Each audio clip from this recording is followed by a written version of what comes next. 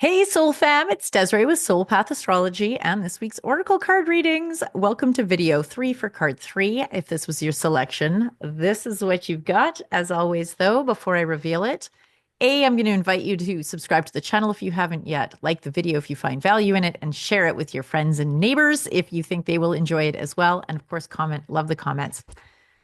And before we get into the card, we're going to talk about some astro weather. We have a full moon in Leo on Wednesday, the 12th. This is a great big deal because it's also in a T square with Uranus and Eris, which means there is a lot of energy in it. And this is disruptive energy.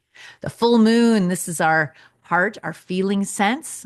Okay. The moon is the feminine essence. The full moon is illuminating. So this is going to be illuminating and disruptive at the same time. What has been in the way of your authentic emotional expression?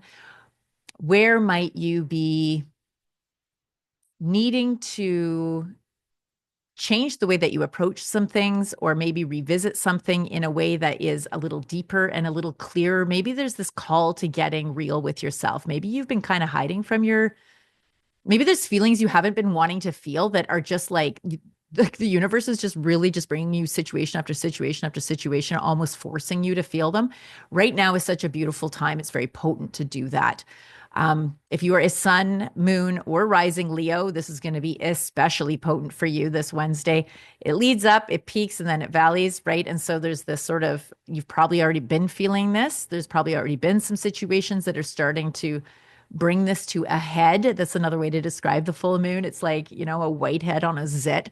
So anything that's like really ready for you to pop, right? Anything that's ripe, like has just been waiting for you to complete, to finish, and to release, or to, liberate, to use a better word for that.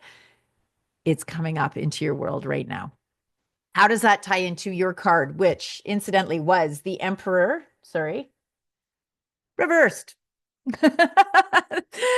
Emperor reversed.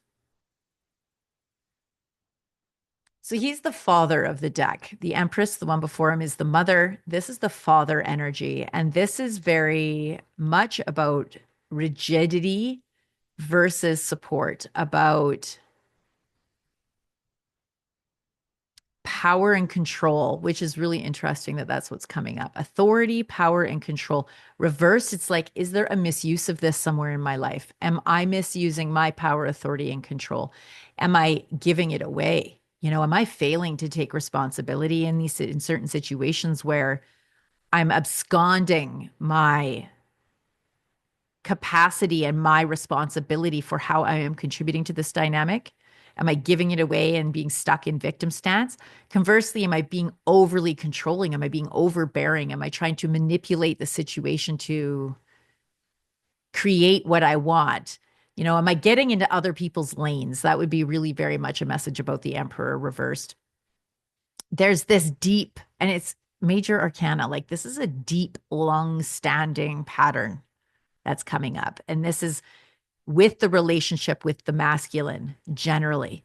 And the way that maybe it's been expressed historically in our culture about it being very rigid and very patriarchal in its like, father knows best and there's no wiggle room and y'all just do as you're told. And reversed, it's like that's really being challenged. And in that, there's this invitation into like higher thinking, like creative, flexible.